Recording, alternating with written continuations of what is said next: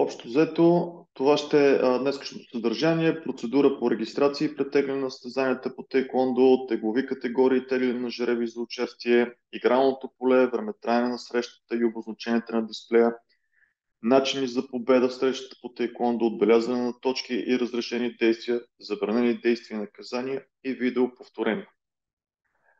Процедурата по регистрация е претегляне, защото с годините опитът сочи, че така хората, които сме в тейкондо, приемаме някои неща за даденост. Родителите съответно не са, повечето от тях почти не са и чували за тейкондо.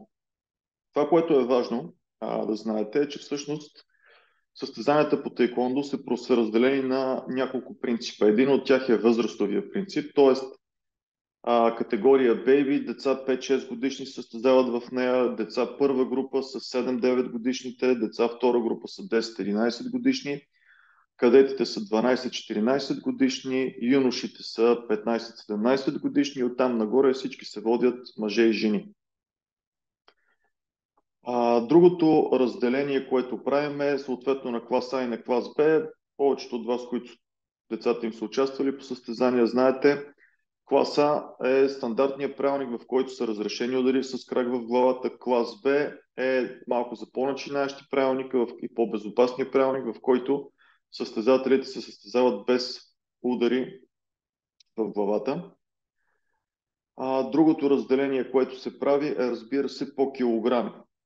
Тоест, във всяка една възрастова група и във всеки един клас има определени килограми, в които детето, ако попада, да кажем, от 29 до 33 кг, се състезава в тази категория.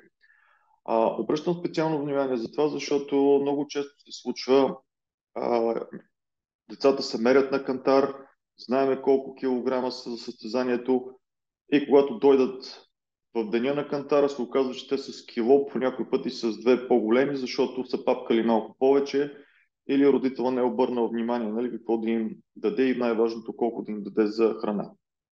Това съответно предизвиква допълнителни действия от наша страна, естествено, ако са възможни, за много кратко време. Т.е. ако сме обявили, че детето трябва да се тегли, да кажем, от 5 до 6, имаме време от бора да се претегли, дойде на кантара, не си влиза в килограмите, имаме две опции. Или да промениме категорията и да го запишем в по-горна, което мисля, че вече струва между 30 и 40 лева, или детето да свали килограмите в рамките на оставащия един час, да кажем, което се стремим да го избягаме.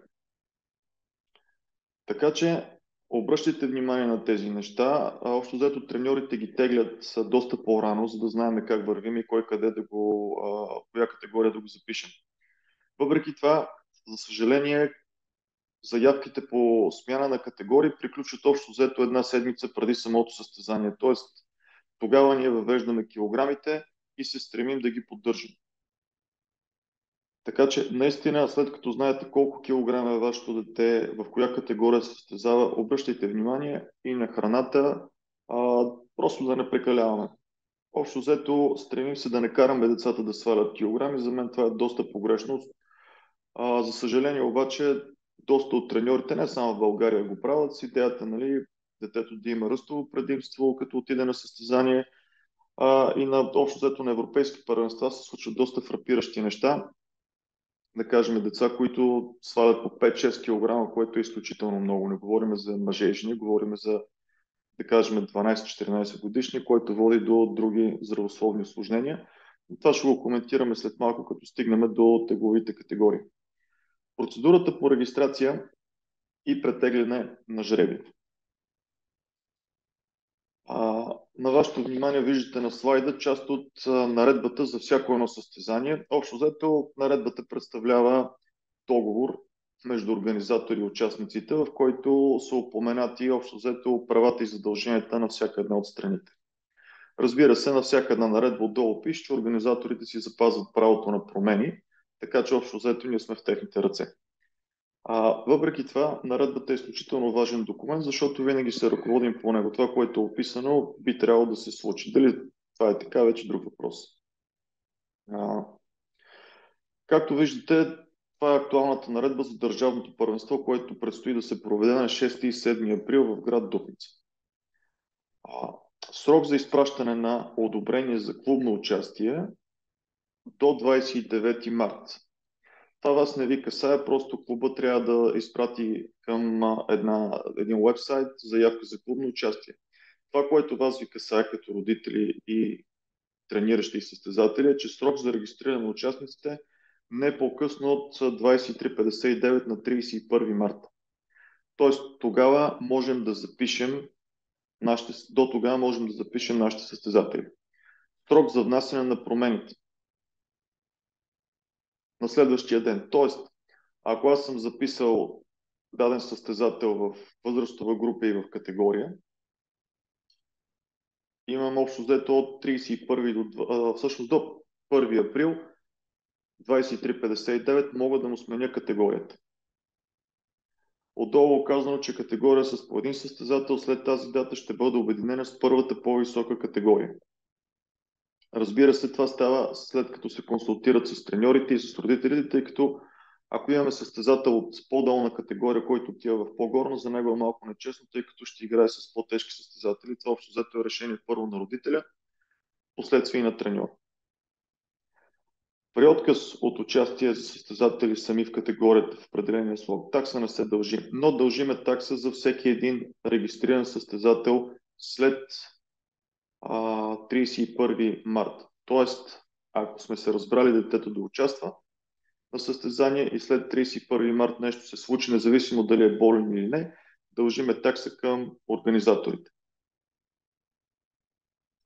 И разбира се, всяко дете, всъщност всеки състезател за всяко едно състезание се премерва в уречения ден за кантара. Имахме случаи, в които родители попитаха, ама те имаха състезание миналата седмица, защо пак трябва да се мерят. Такива са правилата по принцип. И за всяко състезание общо взето се мериме в оказания ден час.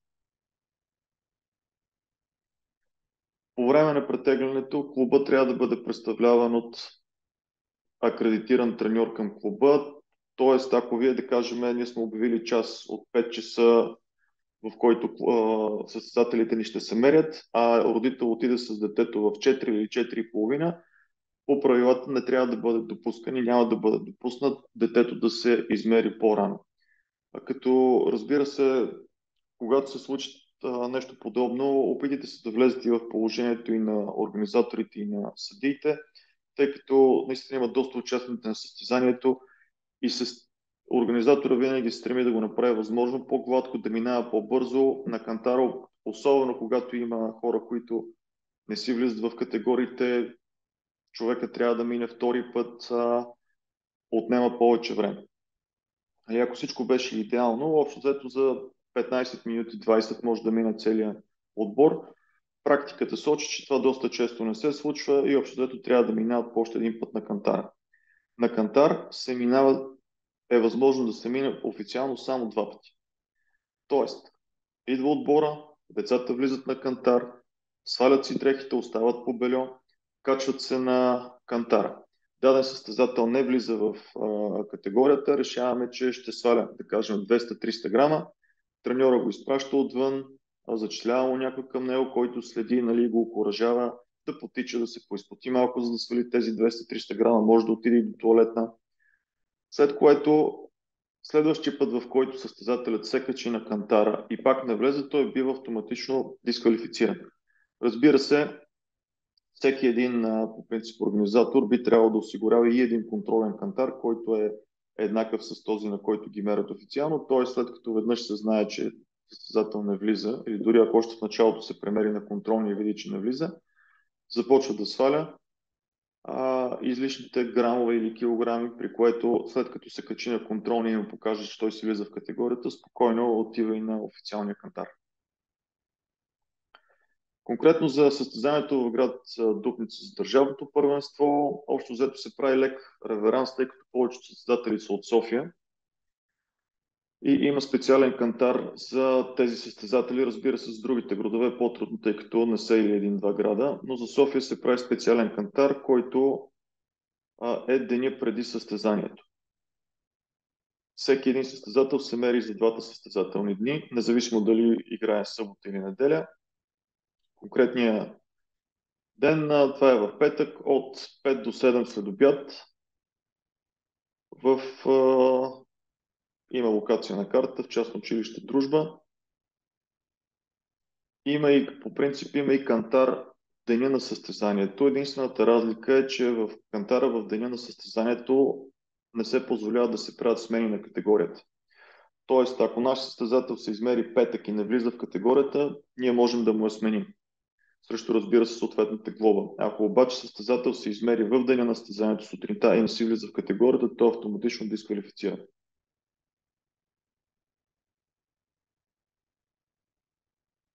Така, това по принцип е упоменато в наредбата, но ние го знаем, тъй като понякога се случва даден състезател да не може да се премери в петък. Тогава е въпрос на договорка, разбира се, с организаторите, ако позволяват състезателя да се измери в деня на състезанието с, разбира се, уточнението, че ако не си влезе в категорията, губи правото да участва в състезанието.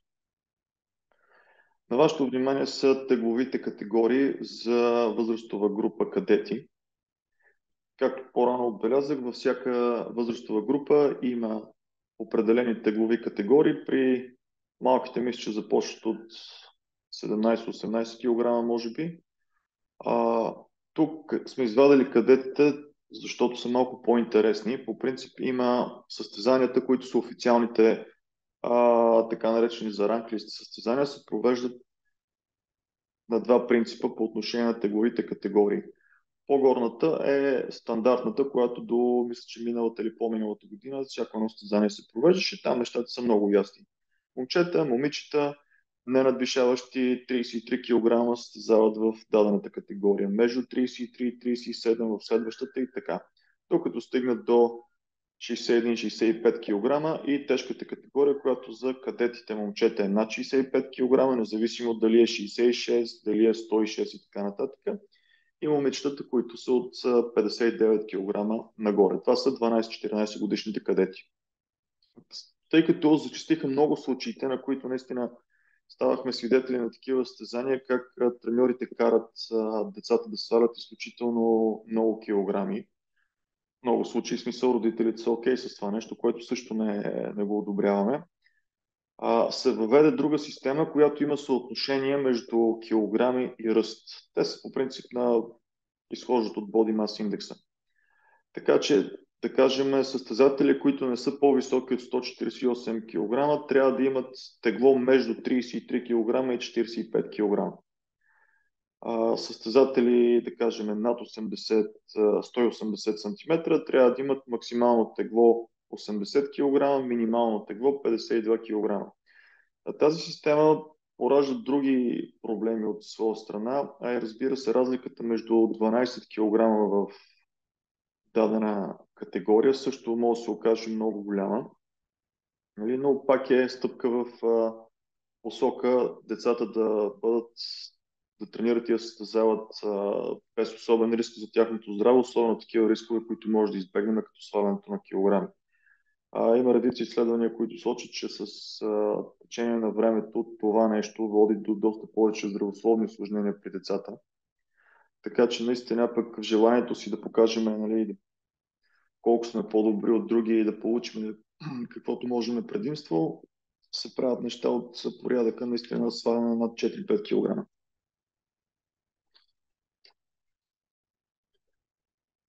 Едно последно уточнение по отношение на категориите. Какво значи над 33 и под 37 кг? Ако даден състезател отиде и да кажем 29.900 грама, той е в долната категория. Не надвишава килограмите. Ако състезателят е 37 кг и 100 грама, то отива в горната категория. Той ще бъде между 37 и 41 кг. Ако състезателят е 37 кг 0,9 грама, тогава той остава в категория 33-37. Този толеранс общо взето е изчислен, че белето на състезателите тежи около 100 грама.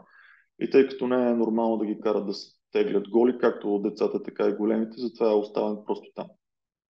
Така че наистина по някой път борбата, особено на големи състезания, са грамове, нали, се получава така доста куриози, но тегловите спортове са такива. По отношение на теглянето на жребия, това, което родителите виждате в общо взето треньорите ви пускат подобни снимки, когато кажем, че жребия е изтеглен. Жребия се тегли на случайен принцип. Тоест, извиняйте, състезателите се разпределят по тази схема в зависимост от техния брой. Да кажем, ако в дадена категория са само двама, те са директно на финал. Тоест, състезател 1 е тук, състезател 2 е тук и играят само финал. При положение, че състезателите са 4 или 3 общо взето, едните играят полуфинал, тук ако имат още двама, те играят полуфинал и се срещат на съответния финал. Това, което е важно да се знае, че общо взето, да кажем, в тази категория са 39 състезатели. Тук се отбеляза състезателите, категорията и съответното състезание. Когато са 39 състезатели, общо взето срещите са 39. Как те ще бъдат изиграни вече е друг въпрос, зависи наистина от организаторите какво са решили. Това, което интересува треньори, състезатели и родители, разбира се, е номерът на срещата. Като за начало да кажем, ето тук виждаме среща 101, първата среща. Това какво означава? Че е първа среща на първо игрално поле. Ако е среща 201, означава, че е първа среща на второ игрално поле. Тоест, първата цифра определя номера на игралното поле. И вие знаете, общо взето, вашето дете на кое игрално поле ще бъде и съответно къде да отидете да го гледате от по-близко, ако сте в залата. Състезателя, който е отгоре, всъщност трябва да бъде облечен в синьо, състезателят, който е отдолу, е облечен в червено и така върват до последно. Когато даден състезател продължи напред, да кажем, тук първи изчаква, но среща 101, победителят отива към следващата среща. Тоест, ако горният състезател, който е син, спечели тази среща, в среща 108, която е втората негова среща, ще бъде червен и така продължават накрая. Отгоре са описани финал, полуфинал, четвъртфинал и така нататък. И така нататък. Така че, общо взето, това означава цялата тази схема.